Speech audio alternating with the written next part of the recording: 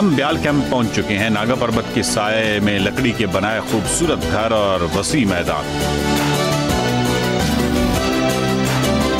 अभी हम ब्याल पहुंचे हैं, जो कि थोड़ी सी ट्रैकिंग के बाद फेरी मेडोज से आगे एक जगह है और इंतहाई खूबसूरत जगह है। यहाँ पर आके आपको जो नागा पर्वत का नज़ारा है, ऐसा लगता है कि जैसे नागा पर्वत बिल्कुल आपके सर के ऊपर आ गया है। और अभी हमारी रहमत साहब से बात हुई तो उन्होंने यही बताया कि जो मोस्टली लोग हैं, 80% लोग जो हैं फेरी मेडोज आके वहीं से वापस चले जाते हैं।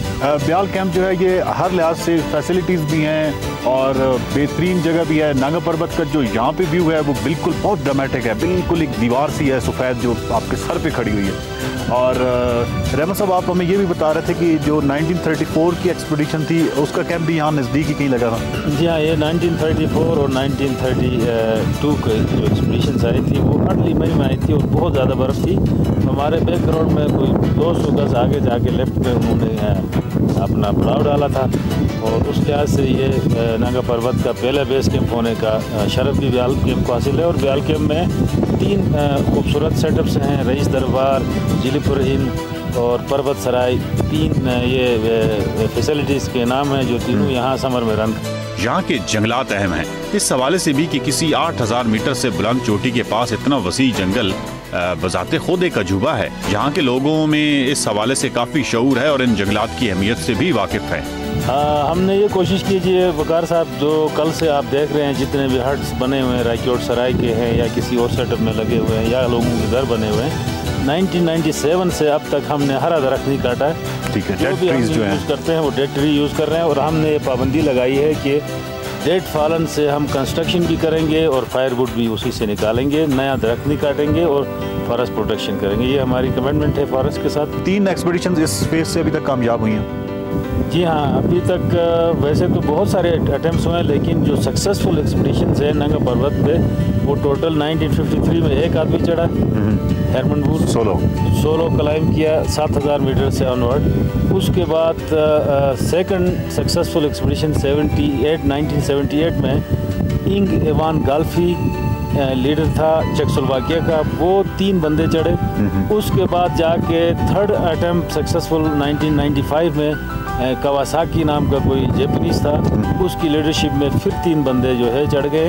यूँ 1930 से अभी तक जितने अटैम्प्ट हुए हैं उसमें नागा पर्वत नॉर्थ फेस पे टोटल 3 सक्सेसफुल एक्सपीडिशन है और टोटल 7 बंदे यहाँ से समिट पे पहुँचे। और रहमान साहब, मुझे बताइएगा कि ये जो फेस है नॉर्थ फेस, सबसे ज़्यादा दुनिया में जो कैजुअलिटीज़ हैं वो गालबन इसी फेस। यही वजह है वकार साहब कि इसको किलर माउंटेन भी कहते हैं। नागा पर्वत के 3-4 नाम हैं इसको। जब आप जहाज़ से देखते हैं तो इसको स्लीपिंग ब्यूटी कहा जाता है, ऐसा लग रहा है कि कोई लेडी सन बात कर रही है। और जब आप क्लाइंबिंग पे जाते हैं तो इसको किलर माउंटेन कहा जाता है, क्योंकि यहाँ पे अभी तक 57 से ज़्यादा कैजुअलिटीज़ हो चुकी है और मोस्ट ऑफ देम 47 जर्मन्स हैं और जापानीज़ हैं। मुख्तलिफ ममालिक के यहाँ पे कैजुअलिटीज़ भी हैं। और यहाँ पर अगर बादल का एक टुकड़ा आ जाए तो टेम्परेचर इंतहाई कम हो जाता है और इंतहाई सर्दी लगने लग जाती है एकदम, और आप कांपने लग जाते हैं और हाथ भी यख हो जाते हैं। अभी वकार ने तो अपनी जर्सी जो है नीचे बांधी हुई है, लेकिन अभी थोड़ी देर बाद ऊपर आ जाएगी क्योंकि बादल का टुकड़ा आ गया।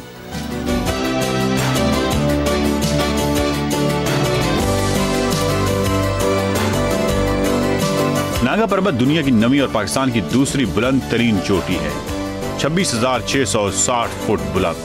खतरे के हवाले से इसको कातिल पहाड़ या किलर माउंटेन कहा जाता है।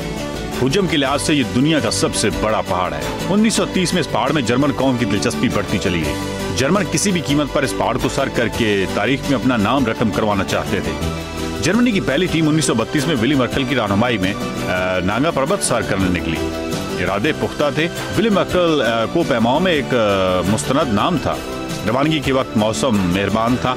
जर्मनी की पूरी कौम अपनी टीम के साथ थी, लेकिन नाकिस मंसूबाबंदी, पोर्टर्स की कम तादाद और इस खित्ते के पहाड़ों के हवाले से कम तजर्बा, एक टीम मेंबर अल्फ्रेड ड्रेक्सल हलाक हुआ और मुहिम नाकाम हो गई। 1934 में ही विली मर्कल की रहनुमाई में एक दफा फिर कोशिश की गई। नाजी हुकूमत की भरपूर सपोर्ट थी और पिछली गलतियों से सबक सीख लिया गया था। हौसले कहीं बुलंद और टीम बहुत मजबूत। क्या अब दुनिया की यह खतरनाक तरीन चोटी सर हो जाएगी? 6 जुलाई 1934 को 2 टीम मेंबर 25,900 फुट तक पहुंच गए। समिट तक 700 फुट मजीद रह गए थे, सिर्फ 700 फुट। मौसम खराब हुआ, नांगा पर्वत एक कातिल पहाड़ के रूप में आ चुका था।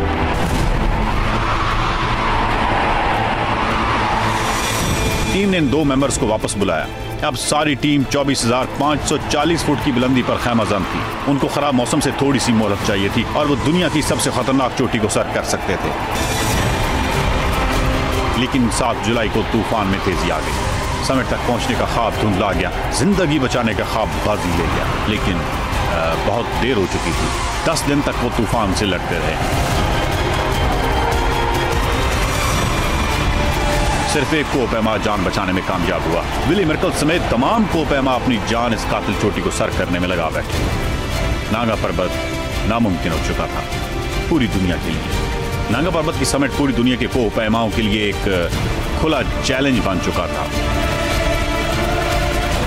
अब ये जो पत्थर लगे हुए, जो गिरा हुआ जो रूइन है, ये 1932 के एक्सपीडिशन विली मेर्केल का एक्सपीडिशन का किचन था यहाँ पे। यहाँ कैंप के बाद अचानक एक सख्त चढ़ाई आती है। रहमत नबी साहब को बार बार हमारा इंतजार करना पड़ रहा है। पानी उनके पास है, हम पानी मांगते हैं तो वो बोतल दूर से लहरा कर कहते हैं मेरे पास पहुंच जाओ तो पानी मिलेगा। हम वहां तक हामते पहुंचते हैं तो एक शराब की मानद रहमत नबी इतने ही मजीद फासले पर पानी की बोतल लहराते दिखाई देते हैं। 1937 में कॉलवेन ने नांगा पर्वत का चैलेंज कबूल करते हुए 16 टीम मेंबर्स के साथ चोटी सर करने का फैसला किया।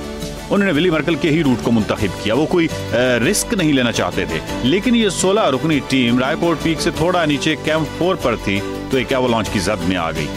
16 अफराद हलाक हो चुके थे। क्या इंसान कभी नांगा पर्वत सर कर पाएगा? किलर माउंटेन अपनी समिट की तरफ आने वाले इंसानों को अच्छी नजर से नहीं देखता था। इतनी हलाकतों के बाद कोपैमाओं की आंखों में ख्वाब दम तोड़ते जा रहे थे। उक्का दुक्का कोपैमा कोशिश कर रहे थे। 1938 में 2 टीमें नाकाम हुई। आखिर 1953 में विली मेर्केल के सौतीले भाई हेर्ली गोफर ने नांगा पर्वत सर करने का फैसला किया, ये जानते हुए भी कि नांगा पर्वत जर्मनों का कब्रिस्तान बन चुका है।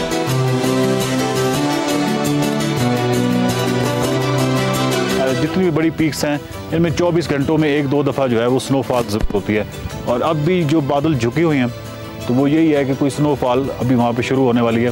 तो इस वजह से समिट जो है वो रोपोश हो चुकी है। इस वक्त हम सबसे मुश्किल चढ़ाई चढ़ के 3900 मीटर्स की बुलंदी पर आ चुके हैं और ये 1937 का बेस कैंप है। अब इससे आगे क्या कुछ होगा वो हमें रहमत साहब बताएंगे। जी सर। जनाब, यहाँ से आगे 2 छोटे से ग्लेशियर हैं। पहले हम क्रॉस करेंगे गनालो ग्लेशियर, उसके बाद नंगा पर्वत का छोटा सा ग्लेशियर क्रॉस करते हुए हम ट्रेडिशनल बेस कैंप नंगा पर्वत पहुँचेंगे, जिसको हमें यहाँ से इंशाल्लाह 1 घंटे में हम वहाँ पहुँच जाएंगे। और ग्लेशियर का रास्ता बड़ा फ्लैट है, आसान है। यहाँ से आगे 150 मीटर के जो फासला है इंशाल्लाह व्यूअर देखेंगे, बड़ा खूबसूरत और आसान है। अच्छा, एक बात सर ये बताते जाइएगा कि जब मुस्तनसर हुसैन तारड़ साहब ने किया तो वो किस तरफ से किया था उन्होंने? तारड़ साहब एग्जैक्टली इसी रूट से आगे गए हैं जिस जगह पे हम इस वक्त बैठे हुए हैं। अच्छा, ये वही जगह है जहाँ से आगे ग्लेशियर और विनफ्रे और तारड़ साहब दोनों, शायद विनफ्रे था उनके साथ कोई था। अच्छा, गॉडफ्रे। अच्छा, गॉडफ्रे कोई था उसके साथ टूरिस्ट, जहाँ पे एक दूसरों का हाथ पकड़ के यहीं वो ग्लेशियर है। थोड़ी देर बाद हम व्यूअर को दिखाएंगे। यहाँ से होते हुए बेस कैंप गए थे 1987 में। और मुकर्रम जो कराकोरम हाईवे से भी ये नजर आता है नांगा पर्वत, लेकिन क्या कोई इंसान ये तस्वुर कर सकता है कि इतनी बड़ी बला है? ये बहुत बड़ी बात है कि आप यहाँ ना पहुँचे। आप कभी भी उस वक्त तो ये भी नहीं समझ आता कि अच्छा ये 2-2 महीने क्यों माउंटेनियर्स लगाते हैं ऊपर जाने के लिए, समिट तक जाने के लिए। यहाँ सारी चीज़ें समझ आ जाती हैं, सब कुछ खुल के आ जाता है। जैसे कि ये देखने में बहुत करीब लगता है, लेकिन जब ट्रैवल शुरू करते हैं, क्योंकि अगर आप हमको पीछे दिखाएं तो पेरी मेडोज बहुत पीछे रह गया है और हमें ऑलमोस्ट पूरा दिन हो गया चलते हुए। हम यहाँ तक पहुँचे हैं और अभी हमें आगे मज़ीद जाना है, फिर कहीं जाके हम उसके बेस कैंप में पहुँचेंगे। तो आप आइडिया लगा सकते हैं कि ये जो इतनी बड़ी बला है ये कितनी दूर है। बर्फानी सल्तनत, बर्फानी सल्तनत। चलें अब हम चलते हैं और आपको बेस कैंप पे लेके जाते हैं।